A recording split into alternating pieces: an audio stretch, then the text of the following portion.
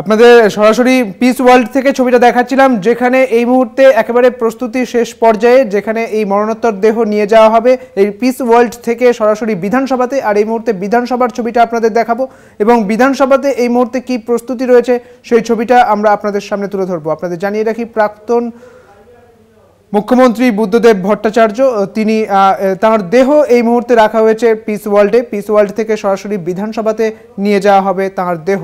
আর এই মুহূর্তে বিধানসভার ছবিটা দেখবো। বিধানসভাতে রয়েছেন আমাদের বিশেষ প্রতিনিধি দেবজ্যোতি ঘোষ। দেবজ্যোতি, এই মুহূর্তে বিধানসভার কি প্রস্তুতি রয়েছে? দেখো, প্রাক্তন মুখ্যমন্ত্রী বুদ্ধদেব ভট্টাচার্যকে শ্রদ্ধা জানানোর জন্য প্রস্তুতি একেবারে চূড়ান্ত।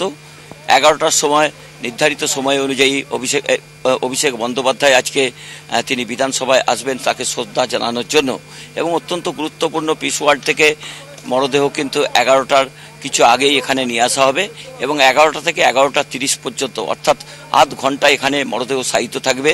সমাজের বিভিন্ন স্তরের মানুষের জন্যও কিন্তু বিধানসভাতে বিশেষ উদ্যোগ নেওয়া হয়েছে, কারণ ইতিমধ্যেই কিন্তু সাধারণের জন্য প্রবেশদ্বার খুলে দেওয়া হয়েছে বলে বিধানসভা সূত্রের খবর। তবে অত্যন্ত গুরুত্বপূর্ণ, আমার ক্যামেরা পার্সনকে দেখাতে অনুরোধ করব, একেবারে প্রস্তুতি চূড়ান্ত।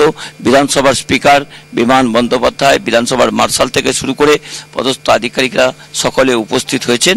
এবং অত্যন্ত গুরুত্বপূর্ণ যে বুদ্ধদেব ভট্টাচার্য এখানে তিনি সদস্য ছিলেন এবং মুখ্যমন্ত্রী থাকার সময় তিনি 2000 থেকে 2011 সাল পর্যন্ত বিধানসভার প্রতিটি অধিবেশনে তিনি অংশগ্রহণ করতেন।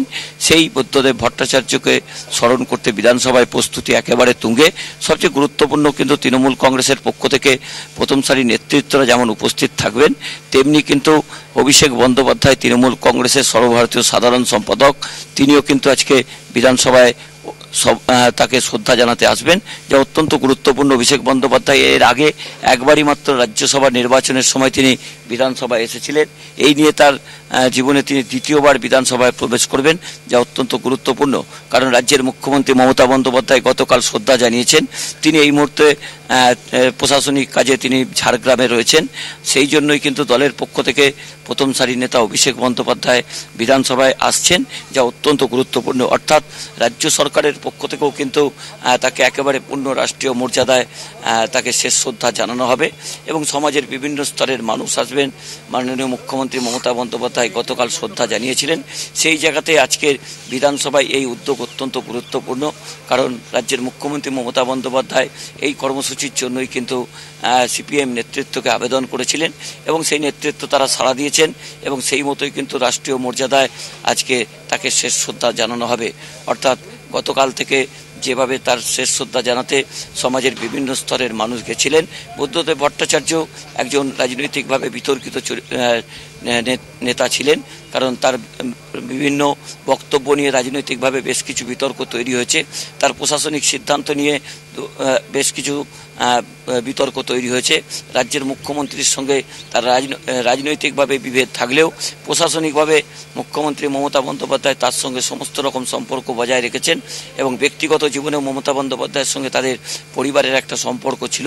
বুদ্ধদেব ভট্টাচার্যকে একাধিকবার তিনি দেখতে গেছিলেন এবং বারবারই তিনি বুদ্ধদেব ভট্টাচার্য অসুস্থ হওয়ার পর রাজ্যের মুখ্যমন্ত্রী তার খবর নিতেন। তিনি আজকে উপস্থিত থাকতে পারছেন না, গতকাল তিনি শ্রদ্ধা জানিয়েছেন। সেই জায়গাতে অভিষেক বন্দ্যোপাধ্যায় তাকে আজকে শ্রদ্ধা জানাতে আসবেন। সুদীপ্ত, বেশ, অনেক ধন্যবাদ দেবজ্যোতি তোমাকে। আমাদের সঙ্গে ছিলেন আমাদের বিশেষ প্রতিনিধি দেবজ্যোতি ঘোষ। আপনাদের জানিয়ে রাখি, আপনাদের বিধানসভার ছবিটা দেখাচ্ছিলাম। এই মুহূর্তে বিধানসভাতেও প্রস্তুতি শুরু হয়ে গেছে, কারণ পিস ওয়ার্ল্ড থেকেই দেহ নিয়ে আসা হবে বিধানসভাতে। প্রাক্তন মুখ্যমন্ত্রী বুদ্ধদেব ভট্টাচার্যের মরণোত্তর দেহ নিয়ে আসা হবে বিধানসভাতে। বিধানসভার তারই প্রস্তুতি চলছে, দেখতে পাচ্ছেন সাদা চাদর দিয়ে রাখা হয়েছে একটি বেদি তৈরি করা হয়েছে, যেখানে সেই এবং যেখানে মরণোত্তর দেহ এনে রাখা হবে। এবং এই মুহূর্তে বিধানসভার স্পিকার বিমান বন্দ্যোপাধ্যায় তাকেও কিন্তু দেখা গিয়েছে সেই প্রস্তুতি পর্বে।